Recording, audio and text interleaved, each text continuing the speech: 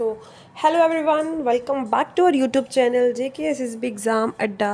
Please like share and subscribe our YouTube channel. So आज मैं आपके लिए वाटर पोल्यूशन के नेक्स्ट पार्ट लेके आई हूँ. कल हमने वाटर पोल्यूशन के ऊपर वाटर पोल्यूशन को पढ़ा था. देन हमने उसके बीच में domestic sewage and industrial effluent पढ़े थे. सो आज हम वाटर पोल्यूशन के अंदर ही कॉजेज़ ऑफ वाटर पोल्यूशन पढ़ेंगे कि कॉजेज़ ऑफ वाटर पोल्यूशन क्या क्या है, उसमें कौन कौन से कॉज जो है वाटर पोल्यूशन में आते हैं. So let's start today's topic, that is causes of water pollution. First one is sewage. Emptying the drains and sewers in freshwater bodies causes water pollution. The problem is severe in cities. ऐसा बोला गया कि जो भी drains वगैरह में मतलब जो ड्रेन्स वगैरह एम्प्टी होते हैं और सीवर्स वो होते हैं कहाँ किया करते हैं, वो फ्रेश वाटर बॉडीज़ में कर देते हैं. तो उसकी वजह से क्या होता है, वाटर बॉडीज़ जो होती है फ्रेश वाटर बॉडीज़ वो पल्यूट हो जाती है और उसको कॉज करती है वाटर पल्यूशन. और ये सीवियर प्रॉब्लम जो है ना, सबसे ज़्यादा प्रॉब्लम ये मेन सिटीज़ में ही है. ठीक है. Next one is industrial effluent.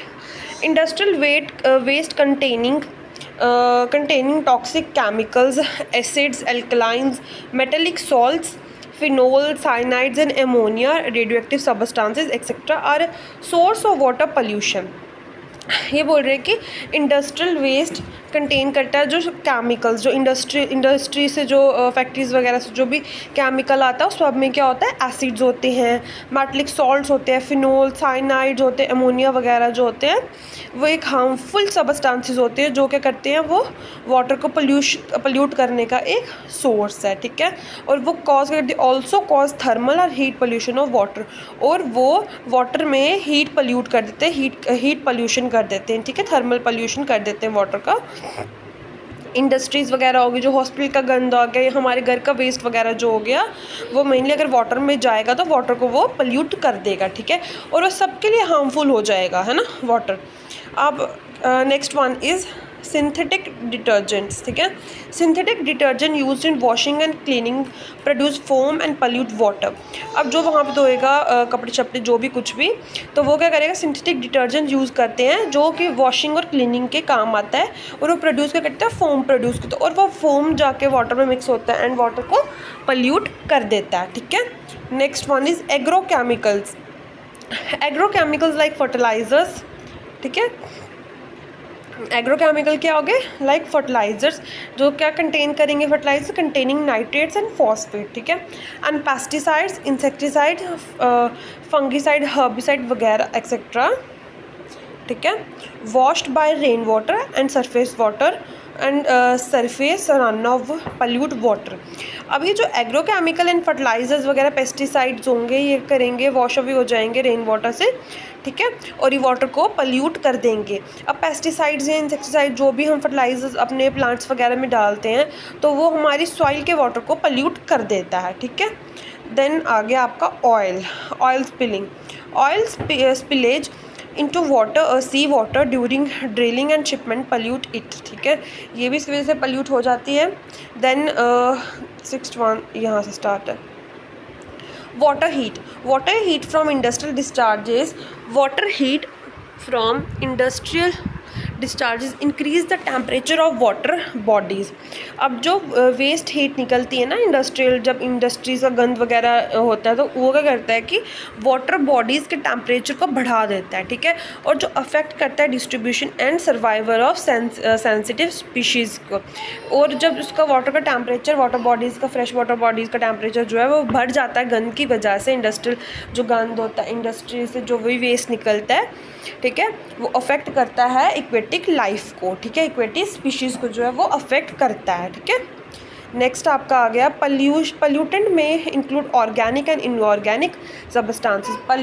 जो पल्यूटेंट्स हैं आपके, जो पल्यूशन क्रिएट करते हैं वो ऑर्गेनिक होते हैं और इनऑर्गेनिक होते हैं. ऑर्गेनिक वाले में कौन कौन से आपके दोनों तरह कौन से आ गए, डिटर्जेंट्स आ गए, इंसेक्टिसाइड्स, हर्बिसाइड्स हो गया आपके, फ्रूट प्रोसेसिंग वेस्ट हो गया, पेट्रोलियम हाइड्रोकार्बन्स होंगे, volatile organic compounds such as आपके हो गए industrial solvents, heavy metals including acid mine drainage, chemical waste as industrial byproducts, fertilizers run off from in agriculture। ये सब क्या हो गए आपके pollutants, ठीक है, ऑर्गेनिक एंड इनऑर्गेनिक सब्सटेंस जिसमें मिक्स होते हैं। अब आप पढ़ेंगे इसके इफेक्ट्स ऑफ वाटर पोल्यूशन के बारे में, ठीक है। फर्स्ट आ गया आपका disorders. Some pollutants like sodium, कुछ पोल्यूटेंट लाइक सोडियम आप अगर ले लो, कैन कॉज कार्डियोवैस्कुलर डिजीज़, ठीक है। वो कार्डियोवैस्कुलर डिजीज़ जो हार्ट से रिलेटेड डिजीज़ होती है उसको कॉज करता है। While mercury and lead cause nervous disorders, लेकिन जो मरकरी और लेड है ना वो क्या कॉज करता है, अगर हम देखें कि मरकरी और लेड क्या कॉज करता है, वो नर्वस डिसऑर्डर्स जो है वो कॉज करता है। सेकंड आपका आ गया टॉक्सिक सब्सटेंसेस। डीडीटी क्या है, एक टॉक्सिक मटेरियल है which can cause chromosomal changes, जिसकी वजह से क्रोमोजोमल चेंजेस वो कॉज करता है। Some of these substances like pesticide, methyl mercury etcetera, कुछ इसके सब्सटेंसेस है जैसे पेस्टिसाइड्स हो गया, मिथाइल मरकरी वगैरह हो गया, वो मूव करते हैं, move into the bodies of organisms from medium in which these organisms leave. वो मतलब मूव करते हैं ये सब चीज़, पेस्टिसाइड्स वगैरह मरकरी वगैरह जो है ये ऑर्गेनिज्म की बॉडी तक मूव करते हैं, उस मीडियम से मूव करते हैं जहाँ पे वो ऑर्गेनिज्म रहता है, उसके थ्रू उनको वो चीज़ जो है वो लगती मतलब लग जाती है, ठीक है, उनकी बॉडीज़ में। देन आ गया these substances tend to accumulate in the organisms body from the medium food. उनकी बॉडी तक वो कहाँ से पहुँचते हैं, वो उनका मीडियम जो होता है फूड में मिक्स होकर या फूड की वजह से उन तक वो पहुँचती है, ठीक है।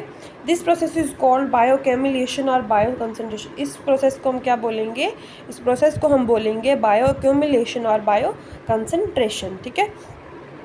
नेक्स्ट आगे the concentration of these toxic substances buildup at successive level of food chain.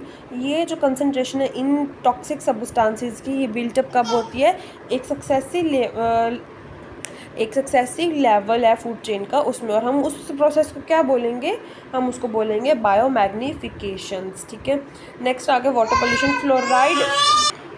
Fluoride pollution causes defects in teeth and bone. जो फ्लोराइड पोल्यूशन होता है वो डिफेक्ट कॉज करता है किसमें, हमारे टीथ में एंड बोन्स में। अ डिजीज़ कॉल्ड फ्लोरेसिस, उस डिजीज़ को क्या बोलते हैं, fluorosis. Why arsenic can cause sufficient damage to the liver and the nervous system. और एक आर्सेनिक है, आर्सेनिक जो है वो कॉज करता है या डैमेज करता है क्या, किसको, लीवर को और नर्वस सिस्टम को। In addition to all these organic compounds present in the polluted water facilitate the growth of algae and other weeds, ठीक है। इन सबको छोड़ के इसमें ऐड ऑन करके ऑर्गेनिक कंपाउंड जो प्रेजेंट होते हैं polluted वाटर में वो फैसिलिटेट करते हैं किसकी ग्रोथ को, एल्गी एंड अदर वीड्स की ग्रोथ को, which in turn use more oxygen dissolve in the water, ठीक है। This reduce the amount of oxygen dissolve in the water. ये सब जो है वो वाटर में ऑक्सीजन की अमाउंट को मतलब वो रिड्यूस करते हैं और शॉर्टेज हो जाती है ऑक्सीजन की अदर एक्वेटिक लाइफ के लिए, ठीक है। Next, lead in water may be release from water pipes as lead is used in plumbing. जो है ना लेड वाटर में रिलीज़ होता है, कहाँ से, वाटर पाइप्स होती हैं जिसके अंदर लेड जो होता है वो यूज़ होता है, ठीक है, by plumbing. Lead poisoning affects kidney reproductive system. जो लेड पॉइजनिंग है ना वो अफेक्ट किसको करता है, किडनी को और रिप्रोडक्टिव सिस्टम को, ठीक है। लिवर को करता है, ब्रेन को करता है एंड सेंट्रल नर्वस सिस्टम को भी जो है वो अफेक्ट करता है। It also causes anaemia and mental retardation in childrens. Lead जो है वो अनीमिया कॉज करता है और क्या कॉज करता है, मेंटल रिटार्डेशन किसमें, चिल्ड्रंस में, ठीक है। Next, mercury can cause health and environmental problems. Mercury जो है वो हेल्थ एंड इन्वायरमेंटल मतलब प्रॉब्लम्स क्रिएट करता है या कॉज करता है। It is non biodegradable substance, ये एक नॉन बायोडिग्रेडेबल सब्सटेंस है। So is hard to clean up once the environment is contaminated. So ये नॉन बायोडिग्रेडेबल सब्सटेंस है, इसलिए ये इसको बहुत मुश्किल है हमारे इन्वायरमेंट से निकालना अगर ये एक बार उसमें फैल जाए, मिक्स हो जाए, ठीक है। Mercury is also harmful to animal health. Mercury जो है एनिमल हेल्थ के लिए बहुत हार्मफुल है because it can cause illness through mercury poisoning, क्योंकि ये मरकरी पॉइजनिंग एक कॉज करता है, ठीक है, इलनेस कॉज करता है, कौन सी, मर्करी पॉइजनिंग। नेक्स्ट, ये यूट्रॉफिकेशन वगैरह ऊपर पढ़ा दिया था, बट यहाँ पे इसके इफेक्ट्स में भी ये आता है, तो आप एक बार फिर से इसको समझ लो। The eutrophication, the increase use of fertilizers means the phosphate are more often being washed from the soil into rivers and lake. The increase use of fertilizers, क्या बोल रहे हैं कि हम ज़्यादा से अगर हम ज़्यादा यूज़ करेंगे फर्टिलाइजर्स का, डैट मीन्स मतलब अगर हम उसमें फॉस्फेट वगैरह ज़्यादा यूज़ करेंगे तो वो हमारी मिट्टी में, हमारी सॉइल में मिल जाएगा, दैन उसके बाद वो लेक्स एंड रिवर्स तक पहुँचेगा, ठीक है। दिस कैन कॉज यूट्रॉफिकेशन, और वो क्या कॉज करेगा, यूट्रॉफिकेशन कॉज करेगा, which can be very problematic to marine environment, और वो बहुत प्रॉब्लम क्रिएट करेगा हमारी मेराइन इन्वायरमेंट का या इक्वेटिक लाइफ का, ठीक है। नेक्स्ट आ गया आपका affect of oils. Oil does not dissolve in water. अब आपको पता होगा कि ऑयल डिजॉल्व नहीं करता है वाटर में, ऑयल वाटर में डिजॉल्व नहीं करता है, instead it forms a thick layer on the water surface, और ये थिक लेयर जो है वाटर की सरफेस में बनाता है, ठीक है।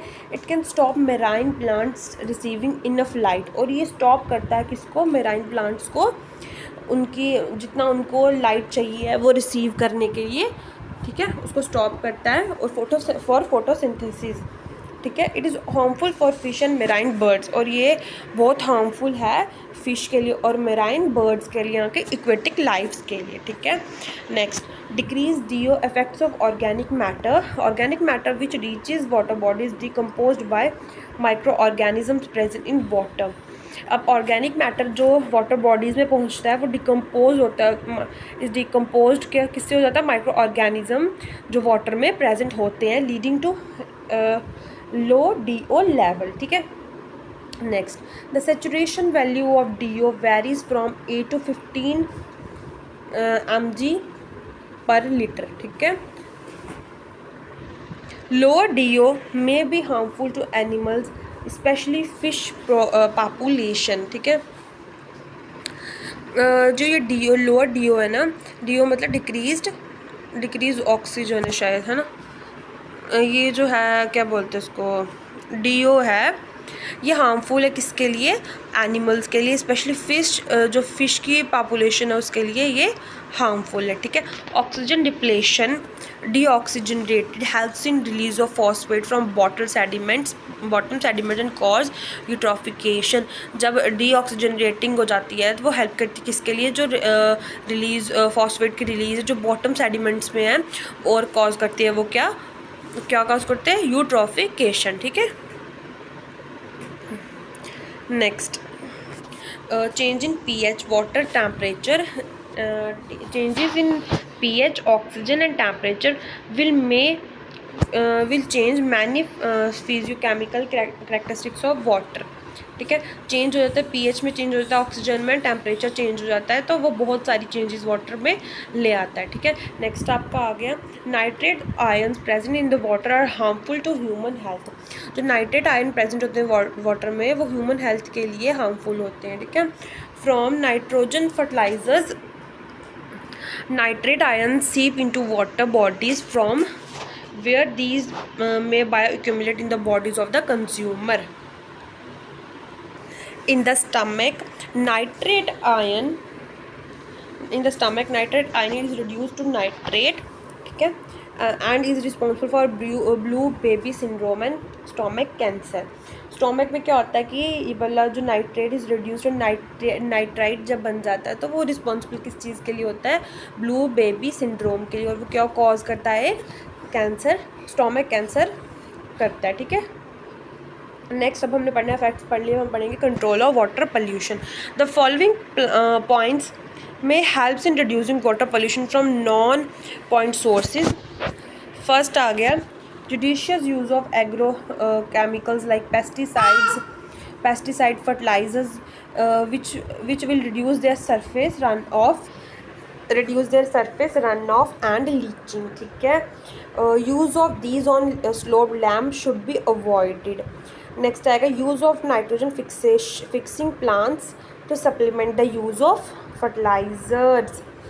देन आ गया adopting integrated pest management to reduce greater reliance on pesticides, prevent runoff manure, divert runoff to basin for settlement. The nutrient rich water can be used as fertilizers in the fields. मतलब हमें इसको control करने के लिए हमें कम agrochemical pesticides का हमें use करना है, ठीक है। और हमने क्या करना है कि नाइट्रोजन फिक्सिंग प्लांट्स यूज़ करने हैं to supplement the use of fertilizers, ठीक है। देन हमें आगे कि न्यूट्रिएंट रिच वाटर हमें यूज़ करना है फर्टिलाइजर्स इन द फील्ड में, ठीक है। देन आ गया सेपरेट ड्रेनेज ऑफ सीवेज होना चाहिए। Water rain water should be provided to prevent overflow of sewage in rain water, ठीक है।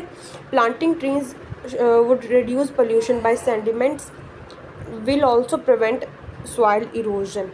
प्लांटिंग ट्रीज जो है वो रिड्यूस कर सकता है पोल्यूशन को बाय सेडिमेंट्स, और सॉइल इरोजन से भी उसको प्रिवेंट कर सकता है, ठीक है। नेक्स्ट आ गया treatment of water waste before being discharge. हमें पहले ही जो वाटर का जो वेस्ट होते हैं उनका मतलब पहले ही हमें उसको चेक कर लेना चाहिए, ठीक कर लेना चाहिए डिस्चार्ज होने से पहले ही।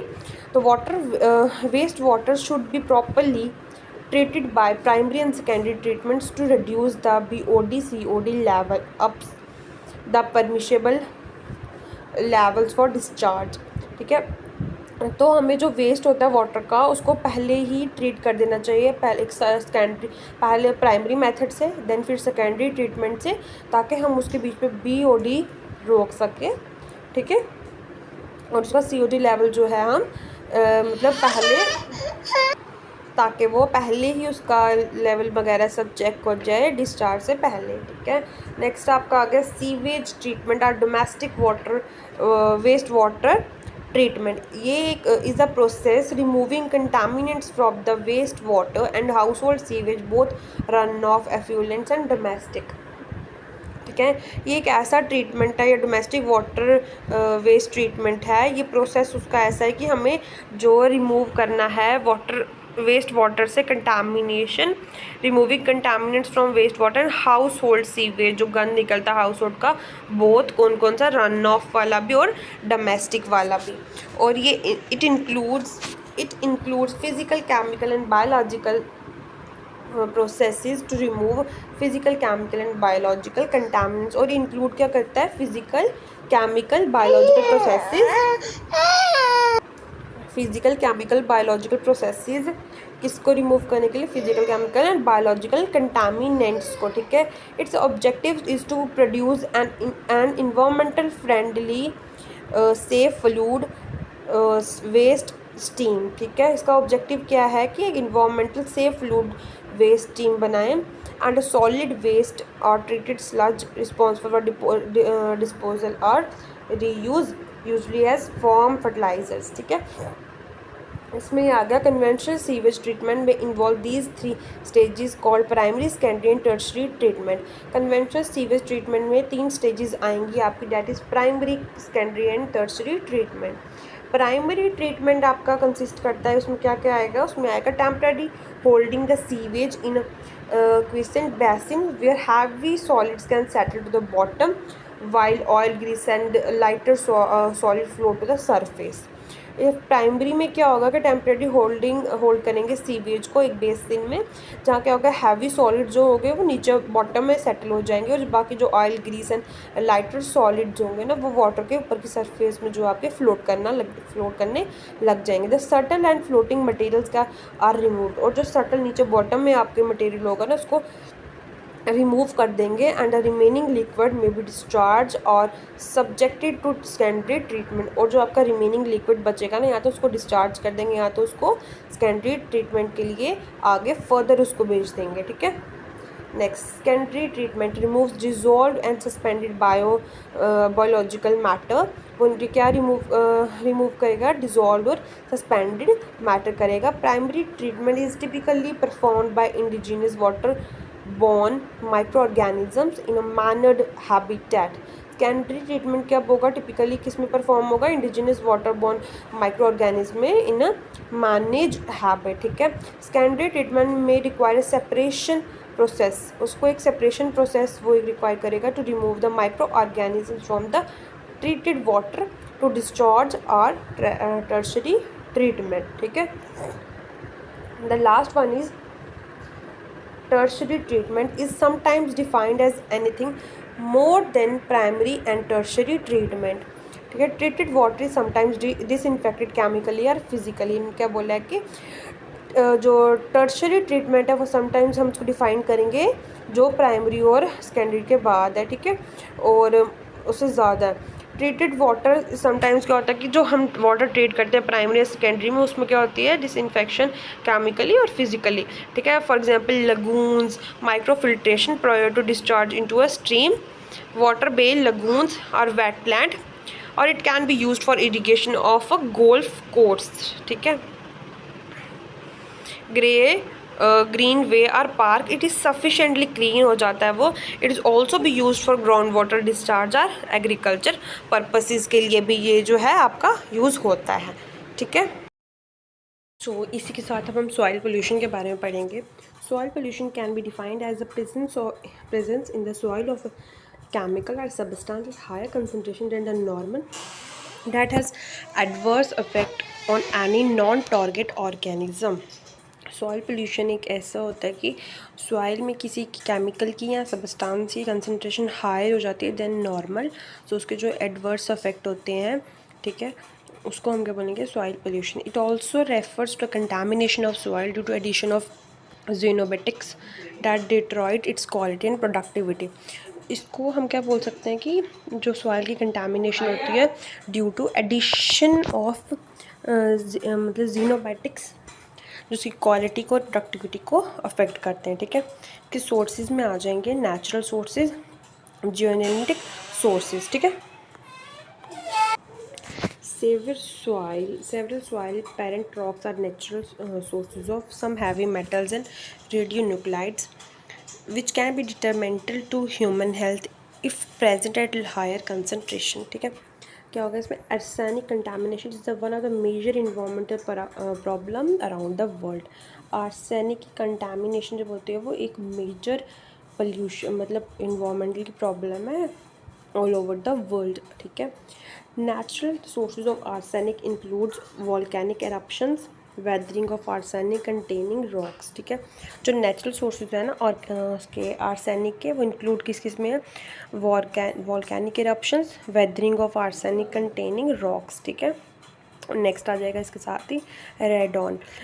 रेडॉन क्या है? रेडियो एक्टिव गैस है जो कहाँ radio active gas is found naturally in many soils and rocks. Radon एक रेडियो एक्टिव गैस है जो कहाँ फाउंड होती है नेचुरली बहुत सारे सॉइल्स में और रॉक्स में. Volcanic eruptions and forest fires are also known to release toxic compound. Volcanic eruption या फॉरेस्ट फायर होते हैं वो किसके लिए जान जाते हैं जो रिलीज़ करते हैं toxic compounds. However their effect does not cause environmental pollution. But क्या होता है कि इससे हमारे इन्वामेंटल मतलब कॉज कोई भी एक अफेक्ट कॉज नहीं करते हैं, हमारी इन्वामेंट को प्रॉब्लम नहीं होती है due to capacity of plants की वजह से. ठीक है. देन आ गया आपका एंथ्रोपोजेनिक मतलब human activities. Addition of xenobiotics to the soil modified composition. हम एडिशन करते हैं जीनोबाइटिक्स की सॉइल में तो वो मॉडिफाइड करता है सॉइल की कंपोजिशन को एंड डिग्रेड करता है उसकी क्वालिटी को, making it unfit for agriculture purposes. और फिर ये वो जो सॉइल होती है वो अनफिट हो जाती है किसके लिए एग्रीकल्चर पर्पसेस के लिए. ठीक है. देन आ गया industrial waste. Disposal of industrial waste from textile, paper, pulp and chemical, pharmaceuticals. Disposal होते हैं जो इंडस्ट्रियल वेस्ट किस कहाँ में से textile, paper, pulp, chemical, pharmaceutical, tanneries, distilleries, cement, iron, steel and industries में से has result in soil pollution. और वो रिजल्ट किस चीज़ का है सॉइल पोल्यूशन. जो इंडस्ट्रियल से वेस्ट वगैरह होता है वो सॉइल में जाकर अगर हम डंप करते हैं तो वो सॉइल पोल्यूशन को क्रिएट करता है. ठीक है. Industrial waste contains heavy metals and other poisonous compounds. जो इंडस्ट्रियल वेस्ट होता है वो क्या कंटेन करता है heavy metals and other poisonous compounds. ठीक है. जो आल्टर करता है किसकी composition of soil rendering it toxic. ठीक है. जो अदर पॉइजनस कंपाउंड्स होते हैं ना वो सॉइल की कंपोजिशन को टॉक्सिक कर देते हैं. ठीक है. Thermal power plants also reduce a large amount of fly ash, ठीक है, which when dumped in surrounding land causes pollution. जो थर्मल पावर प्लांट्स होते हैं ना, वो भी एक large amount of fly ash उसका कंटेन करते हैं, प्रोड्यूस करते हैं, जो अगर हम मतलब लैंड में सॉइल में डंप करेंगे तो वो भी पोल्यूशन कॉज करता है। कौन सा? Soil pollution. In number of places industrial effluents also use for irrigation purposes, ठीक है, लैंड इरिगेशन। कुछ नंबर ऑफ प्लेसेस जो होते हैं वो इंडस्ट्रियल एफ्लुएंट्स को एज अ लैंड इरिगेशन के लिए यूज़ करते हैं, ठीक है। नेक्स्ट आएगा radioactive pollutants. These are release from atmospheric fallout of nuclear dust. ये कहाँ से रिलीज़ होती हैं? ये रिलीज़ होती है atmospheric fallout of nuclear dust, waste of nuclear power plants, nuclear testing etcetera. Waste contain, इस waste में क्या क्या होता है? Radionuclide such as iodine 129, strontium, ठीक है, calcium, which release gamma radiation when deposited on the soil. और वो रिलीज़ करती हैं गामा रेडिएशन जब हम उनको सॉइल में डंप करेंगे, ठीक है। नेक्स्ट आपका आ गया urban waste. Urban solid waste or refuse consist of waste from both domestic and commercial areas. Urban solid waste या रिफ्यूज वेस्ट क्या कंसिस्ट करता है? डोमेस्टिक और कमर्शियल एरियाज में से। It include paper, plastic, glass, steel, weeping and other discarded material that are not easily degradable. और ये include क्या करता है? इसमें क्या करता है? पेपर, प्लास्टिक, ग्लास वगैरह और अदर डिस्कार्डेड मटेरियल जो ईजिली डिग्रेड नहीं होता है, ठीक है। Increase in population along with rise in living standards. जैसे जैसे पॉपुलेशन इंक्रीज़ होती जाएगी वैसे वैसे क्या लिविंग स्टैंडर्ड्स भी हमारे बढ़ते जाते हैं, ठीक है। Has lead to increase production of these materials. वैसे वैसे क्या होता है? जैसे प्रोडक्शन मतलब पोल्यूशन वो पॉपुलेशन बढ़ेगी, हमारे रहने के ढंग बढ़ते जाएंगे, लिविंग स्टैंडर्ड्स हमारे बढ़ जाएंगे, ठीक है। उससे क्या होगा? हमारी इन सब चीज़ों की जो प्रोडक्शन है वो इंक्रीज़ हो जाएगी, ठीक है। नेक्स्ट आ जाएगा multiple waste disposed of in landfills. और म्युनिसिपल वेस्ट जो होते हैं वो भी लैंडफिल में डिस्पोज ऑफ करते हैं वेस्ट सारा एक जगह पे, जो कंटेन करते हैं heavy metals, polyaromatic hydrocarbon which accumulates in the soil from leachates, ठीक है। नेक्स्ट आपका आ गया, इसको इतना ही रखो, ठीक है, चलो थोड़ा कर लेते हैं। Poultry agriculture practices. Agriculture practices such as monoculture depletes the soil of its essential nutrients, making it unfertile. Agriculture practices मतलब जैसे monoculture depletes क्या करता है? सॉइल को, उसकी essential जो न्यूट्रिएंट्स होते हैं उसको क्या कर देता है? ये अनफर्टाइल कर देता है उस सॉइल को, ठीक है। Extensive use of fertilizer and pesticide adversely affect soil composition and quality. Extensive use of fertilizer हम ज़्यादा करेंगे तो क्या होगा? वो सॉइल की कंपोजिशन क्वालिटी को अफेक्ट करेगा, ठीक है। Pesticide such as DDT, lindane, endosulfan etcetera persist in soil degrades its quality. ये सच जो पेस्टिसाइड्स वगैरह हैं ये सॉइल में डिपॉजिट होते हैं और उसकी क्वालिटी को डिग्रेड कर देते हैं, ठीक है। In agricultural fields in which plastic mulching is practice an abundance of plastic has been found in the soil. Biological agents, humans and animal excreta dumped into land is one of the major source of soil pollution. Human और animal का जो excreta होता है ना, वो अगर land में हम डंप करेंगे तो ये मेजर सोर्स है किसका? सॉइल पोल्यूशन का। Excreta contains various pathogenic micro organisms, ठीक है, विच कंटामिनेट्स द सॉइल। जो एक्सक्रीटा होते हैं ना वो एक बहुत मतलब पैथोजेनिक माइक्रो ऑर्गेनिजम्स उसमें होते हैं जो कंटामिनेट करते हैं सॉइल को और हमारी सॉइल की मतलब क्वालिटी को और कंपोजिशन को अफेक्ट करता है और हमारी सॉइल को वो एक पल्यूट करता है, ठीक है। एटमॉस्फेरिक पोल्यूशन जो इसमें आएगा, it is also responsible for contributing to soil pollution. ये कंट्रीब्यूशन है, रिस्पॉन्सिबल है सॉइल पोल्यूशन के लिए। Some pollutants move through air and deposited dust और प्रेसिपिटेशन इन द सॉइल। जो सम थोड़े पोल्यूटेंट्स होते हैं ना वो मूव करते हैं या तो एयर की वजह से जब हवा वगैरह चलती है या एयर से, और डिपॉजिट होते हैं डस्ट की फॉर्म में या प्रेसिपिटेशन किसमें? सॉइल में, ठीक है। Wet deposition and dry deposition of acid in the soil changes is structure and makes it acidic. जो वेट कंपोजिशन होती है, ड्राई कंपोजिशन होती है ना एसिड्स की, वो सॉइल के स्ट्रक्चर को और उसको सॉइल के स्ट्रक्चर को चेंज करती है और उसको एसिडिक बनाती है और अनफिट फॉर कल्टिवेशन, और वो ठीक नहीं रहती है वो सॉइल कल्टिवेशन करने के लिए, ठीक है। Lead contamination of soil from leaded gasoline used in vehicles has also been reported, especially in urban areas. lead की contamination soil में जब होती है तो from leaded gasoline, ठीक है, और वो यूज़ किया जाता है vehicles में, has also been reported especially in urban areas, ठीक है। soil pollution can be either point or diffuse.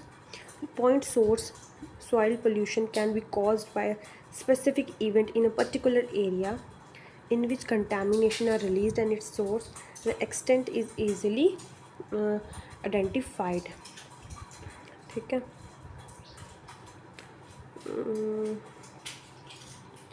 Oil example, oil leakage in a particular area, एक जगह पे अगर ऑयल की लीकेज होती है, लैंडफिल साइट्स एक्सेट्रा।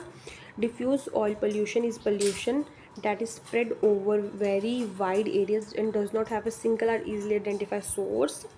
डिफ्यूज़ करती है सॉइल पोल्यूशन और स्प्रेड होती है वेरी वाइड एरियाज़ में, उसका सिंगल और ईजिली आइडेंटिफाई सोर्स नहीं होता है, ठीक है। Which make it difficult to identify the extent और डैमेज, और वो मुश्किल हो जाता है कि उसका आइडेंटिफाई करना उसका extent of damage. For example uncontrolled waste disposal in and near catchment, the use of pesticide and fertilizer which enter water bodies by runoff, atmospheric deposition, soil erosion, etc, ठीक है। अनकंट्रोल वेस्ट डिस्पोजल इन या under near catchment areas में the use of pesticide fertilizers enter करते हैं water body में by surface run off, और वो atmospheric deposition और सॉइल इरोजन क्रिएट करते हैं, ठीक है। ये था सारा आपका जो सॉइल पोल्यूशन के बारे में मैंने आपको पढ़ा दिया। कल इसके इफेक्ट्स हम पढ़ेंगे, ठीक है, सॉइल पोल्यूशन के। तब तक के लिए थैंक यू एवरीवन।